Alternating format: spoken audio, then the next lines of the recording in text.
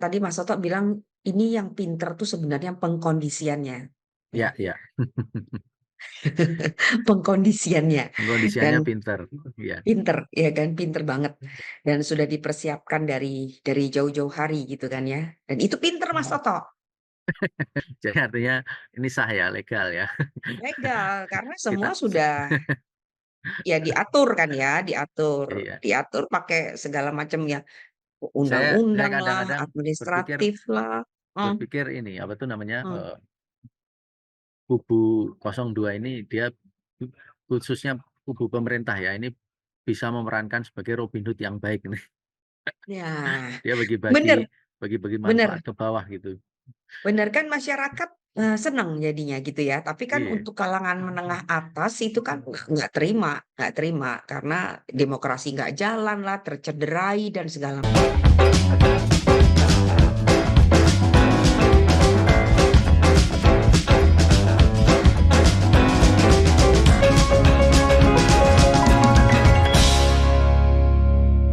Assalamualaikum warahmatullahi wabarakatuh. Akhirnya kita sampai juga ke tanggal 14 Februari, tanggal keramat, tanggal bersejarah buat masyarakat Indonesia.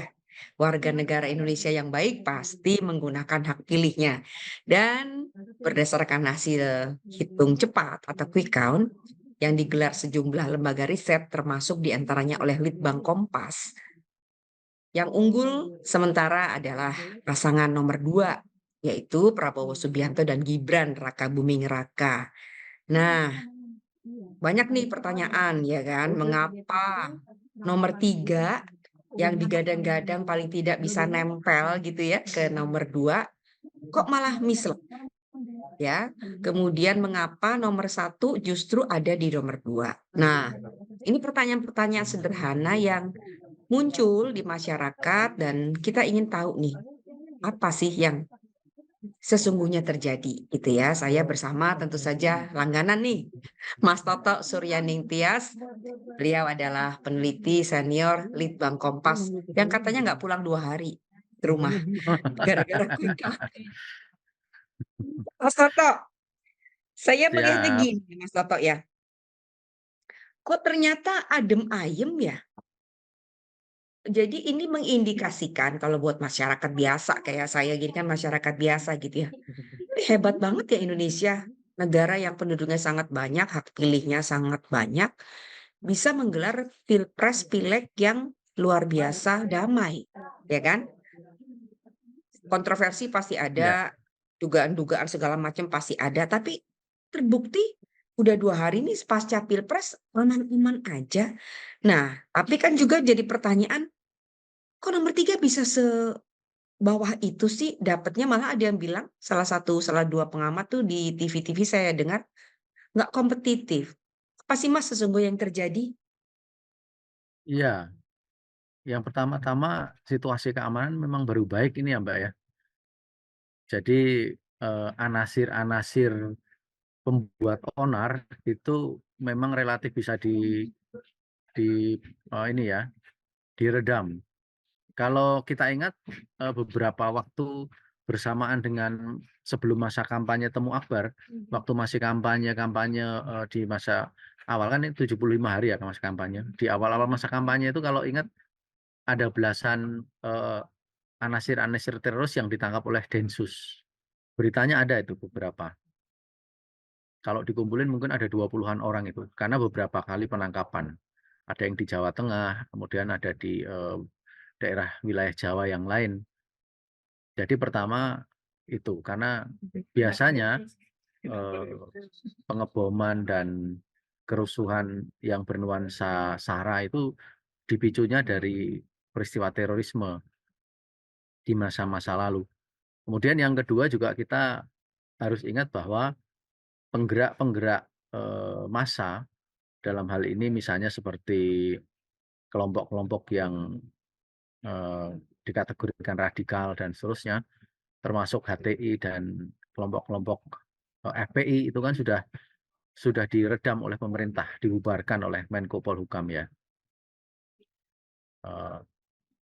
Itulah yang menyebabkan secara umum memang pelaksanaan pemilu lalu bisa berjalan dengan aman dan lancar. Karena memang di masa-masa lalu kelompok dan organ-organ itulah yang membuat keonaran di bidang keamanan ya, terutama dalam konteks konflik sosial, konflik horizontal gitu.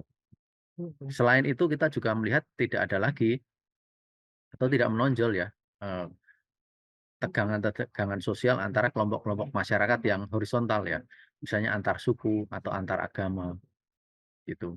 Ini berbeda dengan situasi tahun 2000 ya, ketika antar suku dan antar agama itu banyak berbenturan di berbagai tempat. Kalau saat ini relatif sebetulnya situasi keamanan dan ketertiban yang menonjol itu gangguannya relatif lebih banyak sifatnya sporadik, kriminalitas biasa, kriminalitas harian. Sementara untuk yang sifatnya sistemik itu memang masih ada di wilayah-wilayah Papua Pegunungan. Nah, dari sisi keamanan kita memang berhasil taruhlah. Kalau dari sisi demokrasi Mas Toto, Oh, kalau kan gini demokrasi, loh maksud tunggu dulu. Kemarin kan segala macam isu muncul ya, riuh riuh riuh riuh banget tuh di sosmed. Soal etik, soal MK, ya kan itu maksudnya.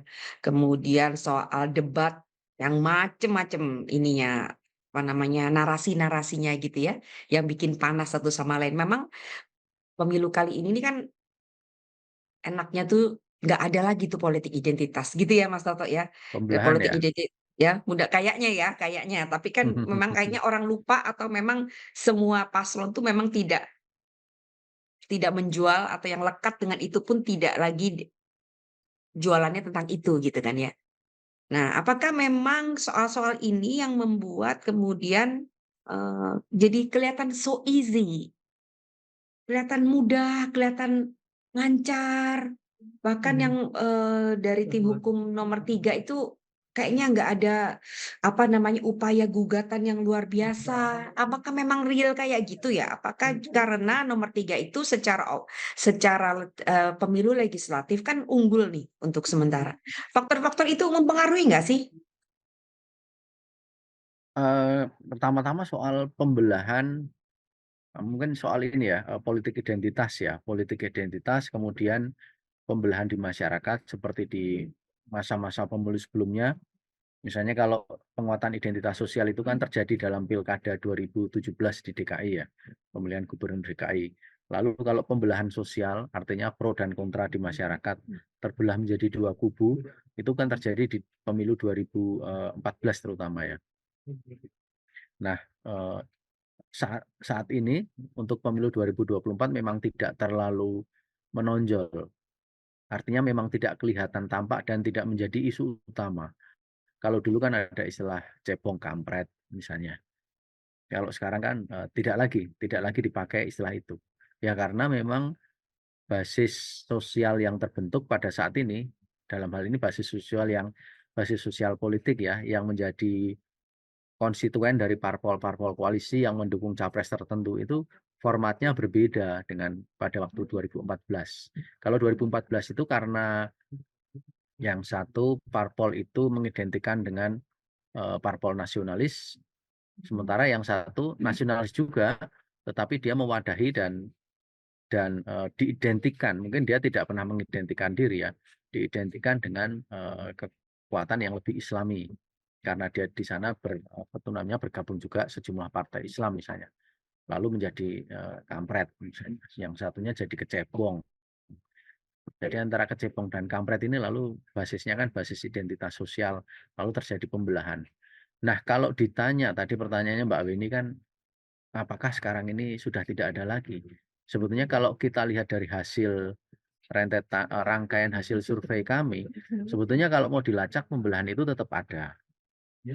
Jadi memang pembelahan itu bukan terkait dengan soal cebong kampret secara langsung, tetapi antara pendukung Jokowi dan pendukung Prabowo. Jadi kalau kita pilah hasil survei kita, penilaian tentang kepuasan terhadap pelaksanaan pembangunan misalnya, itu pemilih Jokowi selalu 2 kali lipat besarnya ya dibandingkan pemilih Prabowo. Nah, sampai dengan survei kami di Januari, saya rasa situasi itu relatif masih terjadi ya. Dan kalau dilihat garis trennya itu tidak bertemu mereka. Artinya pemilihnya, misalnya begini, pertanyaan puas tidak puaskah Anda dengan kinerja pembangunan yang dilakukan oleh Presiden Jokowi dalam hal bidang politik misalnya. Nah, pemilih Jokowi di 2019 itu yang bilang puas itu 80-an%, 84, 85%. Sementara pemilih Prabowo itu cuma 45. Lalu kalau digabung itu dua itu digabung lalu jadi 75-an% lah. 73%, 74%. Itu yang menjadi hasil eh, hasil yang kita tampilkan di media. Jadi kalau di split itu sebetulnya masih masih berbeda jauh dan itu kita tidak tampilkan karena supaya tidak memicu hal-hal yang tidak diinginkan. Tapi itu membuktikan bahwa di masyarakat itu sebetulnya pemihakan atau fanatisme atau pembelahan itu sebetulnya masih terjadi, apalagi kalau itu disangkutkan dengan capres, dalam hal ini capres Prabowo. Ini juga yang nanti akan berkonsekuensi pada modal sosial dan modal kapital politik yang dibawa Prabowo untuk memenangi Pilpres saat ini. Karena dia punya pemilih fanatik yang jumlahnya ya anggap aja 40%-an itu. Yang dia ditambah lagi dengan bergabungnya Gibran, artinya kan simbolisasi pemilih fanatiknya Jokowi gabung ke situ. Gabungan dua kelompok ini yang lalu membentuk elektabilitasnya Prabowo Gibran dalam pemilu Capres pada saat ini menjadi tinggi sekali, bahkan lebih tinggi dari perkiraannya tim kemenangannya Prabowo Gibran sendiri. Oke. Jadi memang 40 punya basis masanya Pak Prabowo, 18% itu boleh dibilang tetap suara Pak Jokowi kan gitu ya? Kalau mau dihitung, anggapannya begini, kalau kita mau pakai hitungan kuantitatif, kalau perkiraan saya secara kasar Pak Prabowo itu anggap aja masih punya sekitar 40-an%, karena dia di pemilu kan sekitar 45-44%. Anggap aja 40% lah yang loyal, karena tidak mungkin semuanya tetap memilih Prabowo. 40-an% yang loyal pada Prabowo ini ditambah dengan pemilih fanatiknya Jokowi. Nah, pemilih fanatik Jokowi itu kalau di survei-survei kami itu dinyatakan sekitar 15-an% responden. Jadi kalau kita tanya, apakah pilihan calon presiden yang akan Anda pilih dalam pemilu mendatang itu akan mengikuti calon yang didukung atau disarankan oleh Presiden Jokowi. Itu 15-an%. 15%, 16%, 15%, 16% gitu. Jadi angkanya ada di situ, nggak pernah turun dan nggak pernah naik. Padahal rangkaian survei-survei nasional itu dilakukan pada kategori responden yang berbeda-beda, orangnya berbeda-beda juga. 1.200 orang setiap kali survei, tapi hasilnya 15-16%. Artinya apa? Ada 15-an% kelompok masyarakat itu yang dia fanatis terhadap apapun yang disarankan oleh Jokowi. Kalau kita andaikan 40 tambah 15% atau nggak usah 15% lah, 10% saja kita andaikan. Itu sudah berapa kan? 45 tambah 10 atau 40 tambah 10 itu sudah 50-an%. Lalu itu masih ditambah dengan berbagai manuver manuver bansos, manuver pengerahan aparat, manuver dalam tanda petik ya, intimidasi. Kemudian juga kalau mau lebih jauh, misalnya jadwal-jadwal kenaikan gaji PNS, kenaikan uang pensiunan yang juga dipercepat misalnya. Jadi manfaat-manfaat keuangan yang benefitnya dipercepat untuk ASN maupun pensiunan. Ingat Mbak, ASN sama pensiunan itu tinggi loh. Pensiunan itu 3 juta lebih kan, 3,5 juta sekitar itu. Termasuk ibuku ya. ASN itu 4 jutaan lah, 4 juta lebih.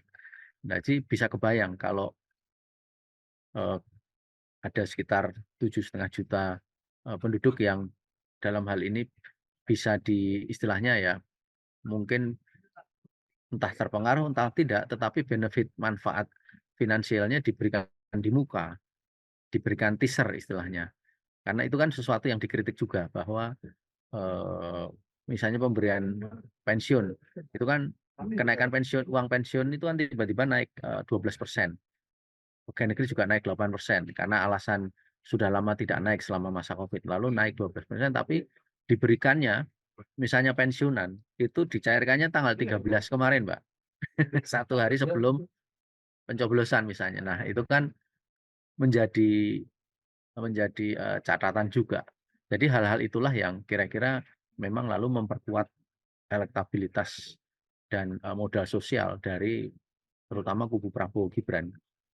Oke, Mas.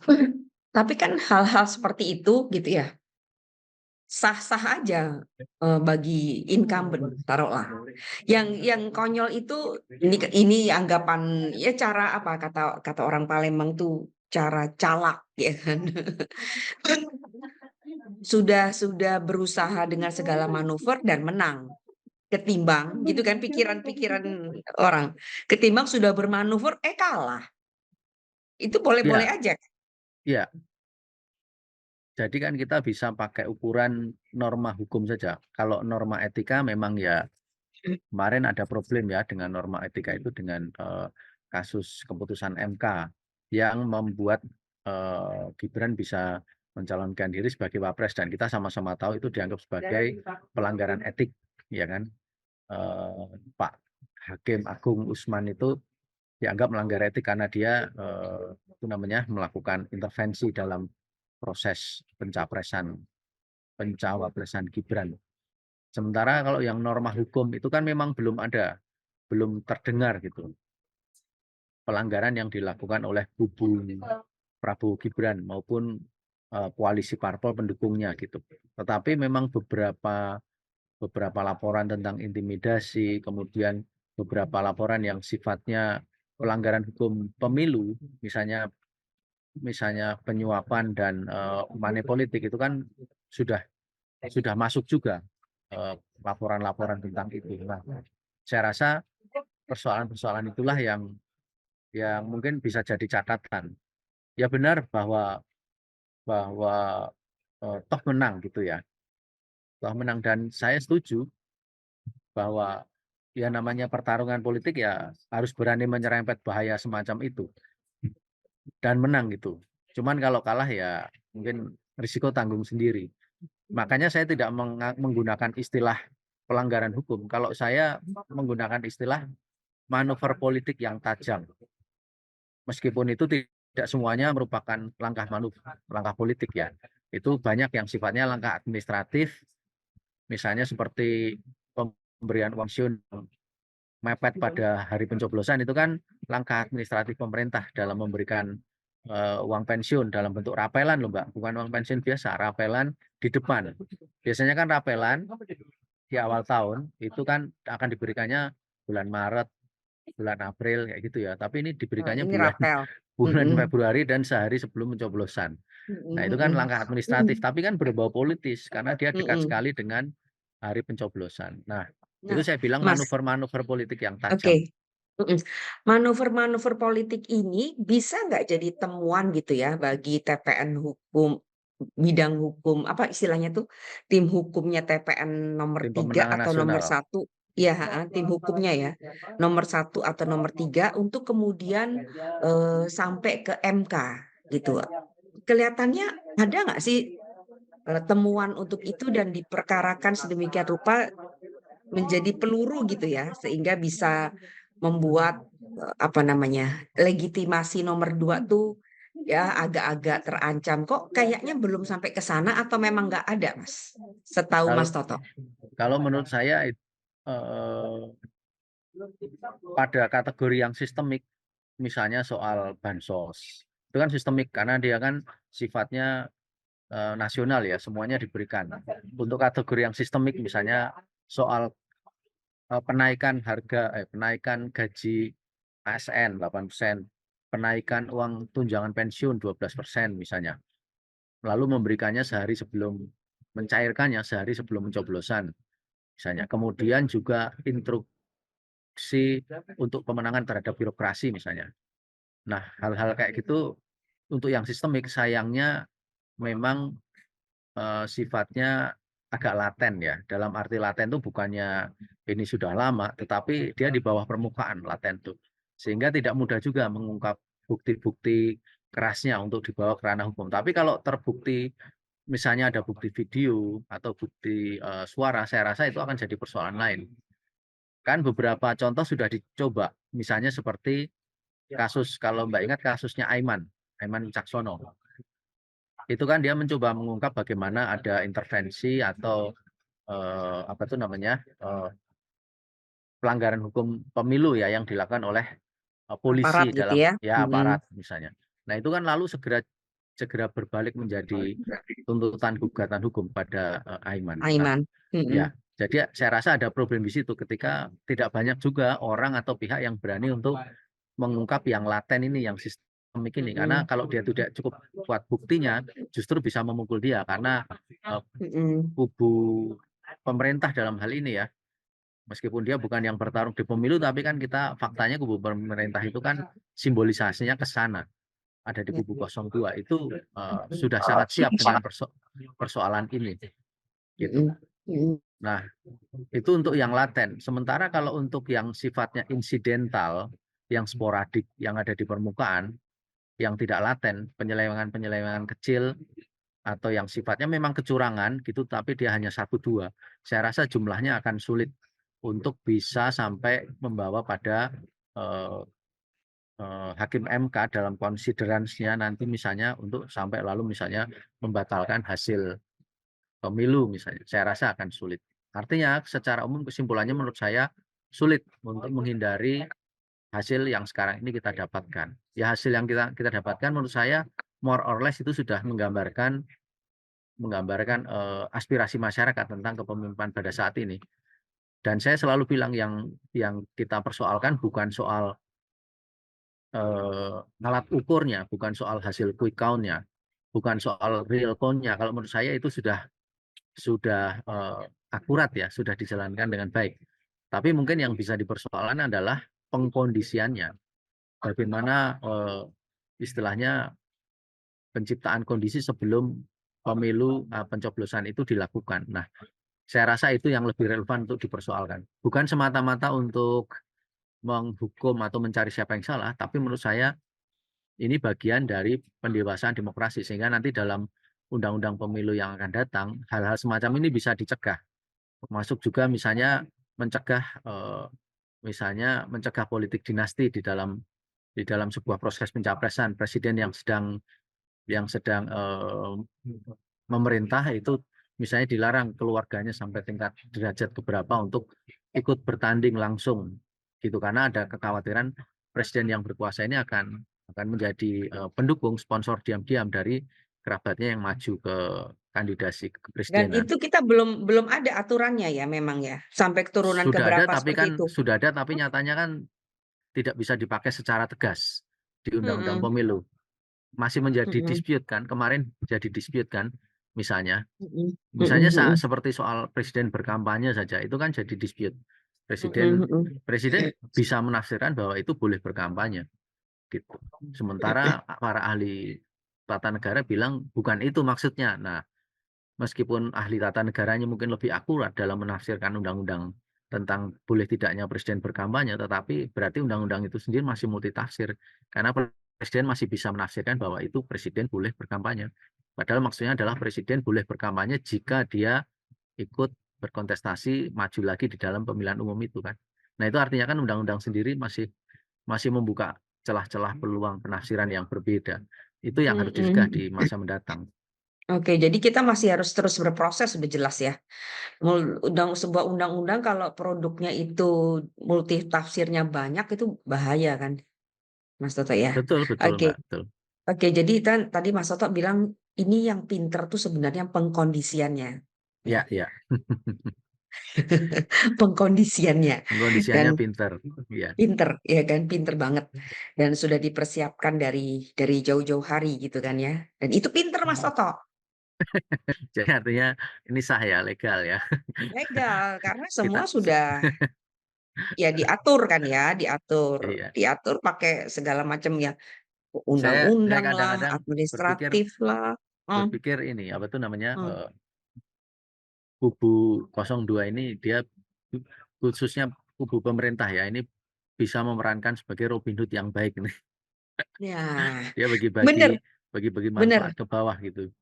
Bener kan masyarakat senang jadinya gitu ya. Tapi kan Iya. untuk kalangan menengah atas itu kan nggak terima karena demokrasi nggak jalan lah, tercederai dan segala macam. Nah, Mas Toto, kita ngomong-ngomong seperti ini nih berarti yang luar biasa pinter tuh Pak Jokowi. Ya, ya, ya, ya. Ya, Mas Toto ya. Itu manuver yang dilakukan oleh Pak Jokowi itu pengetahuan Mas Toto ya, karena sudah berapa kali gitu kan ya tentu ketemu. Kalau saya kan wawancara aja tipis-tipis wawancaranya, paling cuma 3 kali ya. Kalau Mas Toto kan beda ya. Ya. Itu memang sifat original Pak Jokowi ya kayak gitu tuh ya. Ya, kalau Pandai membaca menurut saya situasi gitu memang ya. ada ekspertis politik yang hebat di Pak Jokowi. Tapi lepas dari itu eh, ada beberapa teman yang sering ketemu dengan beliau ya. Sebetulnya nyali politiknya yang hebat. Kalau soal strategi politik itu mungkin banyak yang membantu mikir ya. Strategi politik dan bagaimana catur politiknya dalam menghadapi lawan politik, bagaimana menghandle kawan politik. Tetapi nyali politiknya itu memang beliau hebat gitu. Jadi apa yang beliau inginkan ya itu diwujudkan secara real supaya itu terwujud terutama jika berkaitan dengan kebutuhan masyarakat banyak ya. Istilahnya begini, ada beberapa informasi yang mungkin agak janggal ya, tapi menurut saya make sense juga. Misalnya begini, ada pertanyaan kenapa sih Pak Jokowi eh, mau mengorbankan citranya yang sudah baik dengan mengajukan Gibran sebagai wakilnya Prabowo gitu. Bukankah itu mencederai citranya yang sudah baik selama 9 tahun ini misalnya? Tapi jawabannya adalah bahwa demi demi kesatuan, persatuan dan berlanjutan pembangunan infrastruktur dan kesejahteraan masyarakat ya apapun akan dia lakukan. Termasuk yang sifatnya ekstrim tadi yang dianggap sebagai itu justru akan mencederai citra beliau, legacy beliau, warisan beliau selama 9 tahun menjadi presiden kayak gitu. Jadi kan itu hal-hal yang sangat sangat perspektif ya, ya Ini perspektif. akhirnya gini bisa diterima masyarakat gitu ya. Quote Ya, unquote bisa diterima masyarakat. iya, Ketimbang pembangunan nggak berlanjut, ketimbang ya terutama gitu-gitulah gitu. pemilihnya. Tetapi kalau Ya, bagi pengamat demokrasi ya enggak, Mbak.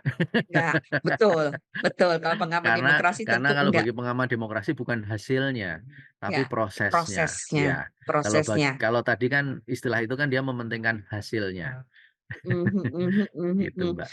Oke, nanti ya setelah Gibran jadi wapres gitu kan ya. Apakah memang Pak Jokowi menurut Mas Toto masih bisa cawe-cawe? Eh, Agak sulit ya menjawab pertanyaan ini karena ada beberapa tahap yang harus harus kita tahu dulu. Misalnya satu, apakah bentuk formasi koalisinya masih akan seperti ini, koalisi parpol pendukungnya masih akan seperti ini. Kemudian apakah soliditas antara Jokowi dan Prabowo itu masih seperti ini. Nah, itulah yang masih harus ditunggu karena misalnya begini. Siang ini aku saya dapat informasi Mas Ganjar ditawari jadi Mendagri. Kayaknya menolak gitu. Kemudian Pak Mahfud ditawari kembali ke Menko Polhukam. Kayaknya juga menolak. Belum tahu, ini masih isu awal, masih informasi awal. Kemudian Pak Anies juga ditawari untuk masuk ke kabinet. Tampaknya menolak. Nah, Caimin ditawari untuk masuk menjadi ke kabinet lagi, ada kemungkinan masuk gitu, ada kemungkinan masuk. Tapi ini informasi awal ya. Nah, kan format-format itu harus firm dulu. Kalau itu misalnya terkonfirmasi, ya kan? Jadi artinya orang yang tadinya ada di lawan politik lalu masuk menjadi anggota kabinet. Ini kan artinya tidak banyak lagi PR yang harus dikerjain Pak Jokowi kan, karena kan problemnya adalah orang-orang yang tadinya bersama dengan dia kan pisah pada saat terjadi peristiwa antara Pak Jokowi dengan Bu Mega itu kan. Ketika Mas Ganjar memilih jalur PDIP, Pak Jokowi lalu memisahkan diri memilih jalur koalisi Indonesia Bersatu kayak gitu. Nah, kalau misalnya itu gabung lagi menjadi satu kabinet kan artinya kekhawatiran untuk bisa tetap mempunyai pengaruh di pemerintahan kan lalu beda lagi ceritanya, ya kan? Kemudian juga bagaimana relasi Pak Jokowi dengan Ibu Mega sendiri misalnya. Ini kan masih diupayakan bertemu melalui jalur-jalur termasuk juga jalur Sri Sultan. Saya dapat info dari rekan di lingkungan Keraton Jogja bahwa upaya itu memang sedang dilakukan, terus dilakukan dan sudah dijawab juga oleh Sri Sultan ya di media bahwa ada informasi itu dan dia dalam sikap pasif. Kalau nanti bertemu misalnya, lalu kemudian juga terjadi kesepakatan, nah posisi eh, posisi Pak Jokowi sebagai kingmaker dan sebagai policy maker meskipun tidak menjadi presiden itu kan semakin besar kayak gitu. Tapi kalau itu semua tidak terjadi, kan berarti sebaliknya yang terjadi. Yang berlaku sebaliknya, posisi sebagai kingmaker dan policy maker itu menjadi rawan karena misalnya Pak Prabowo punya kepentingan yang berbeda misalnya. Pak Prabowo punya kepentingan yang berbeda, arah politik yang berbeda, yang lalu satu dan lain hal justru melihat Gibran maupun Pak Jokowi ini sebagai rivalry, Sebagai penghalang ya, boleh dibilang juga ya. sebagai mungkin bukan penghalang ya tepatnya, Hmm, tapi rivalry sebagai pesaing. hmm, Sebagaimana sayang. persaingan beliau dengan Pak Jokowi selama 2014 dan 2019. Kan tetap Mm-mm, agenda politik dan agenda pembangunannya berbeda. Meskipun mm-mm, ideologi partainya relatif sama antara Gerindra dengan mm-mm, PDIP, relatif sama mm-mm, dalam konteks sebagai sama-sama partai nasionalis.